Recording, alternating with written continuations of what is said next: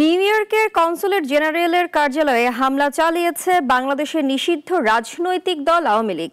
রাষ্ট্রীয় স্থাপনায় হামলা হওয়ায় পরিস্থিতির নিয়ন্ত্রণ নেয় পুলিশ। ঘটনাস্থল থেকে এক হামলাকারীকে আটক করা হলেও পরে ছেড়ে দেওয়া হয়। এ সময় কনসুলেট ভবনের ভেতরে ছিলেন অন্তর্বর্তী সরকারের তথ্য উপদেষ্টা মাহফুজ আলম। মুশফিকুর রহমানের রিপোর্ট, জানাচ্ছেন সিরাজুমনি শুভ। নিউ ইয়র্কে বাংলাদেশ কনসুলেটে নিষিদ্ধ রাজনৈতিক দল আওয়ামী লীগের সদস্যরা হামলা চালিয়েছে। হঠাৎ এ হামলায় ভবনের প্রধান প্রবেশদ্বারের কাঁচ ভেঙে যায়। এছাড়াও তারা কনসুলেটে আসা প্রবাসীদের লক্ষ্য করে ডিম ছুঁড়ে মারে। এ সময় হামলাকারীদের ছত্রভঙ্গ করে দেয় নিউ ইয়র্ক পুলিশ। একজনকে আটক করা হলেও কিছুক্ষণ পরেই তাকে ছেড়ে দেওয়া হয়। 24 জুলাই গণঅভ্যুত্থানের প্রথম বার্ষিকী উপলক্ষে কনসুলেটে মতবিনিময় সভা শুরুর আগে এ ঘটনা ঘটে।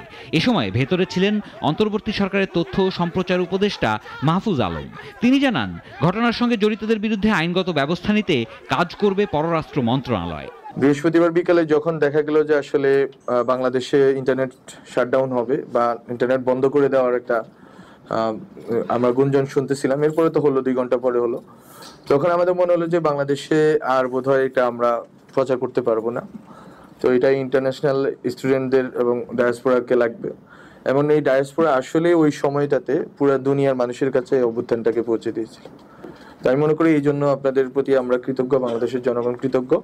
এ ঘটনায় হতাশা জানিয়ে যুক্তরাষ্ট্রে বাংলাদেশ দূতাবাসের প্রেস মিনিস্টার গোলাম মোর্তজা বলেন, ক্ষমতাচ্যুত হওয়ার পর যুক্তরাষ্ট্রে শেখ হাসিনার সমর্থকরা ভাঙচুরকে আনন্দ প্রকাশের মাধ্যম হিসেবে বেছে নিয়েছে। আপনাদেরকে কেউ প্রবাসীদের তো গুরুত্ব আমাদের কাছে কম, তো বলি আমরা মুখে কথা বলার জন্য।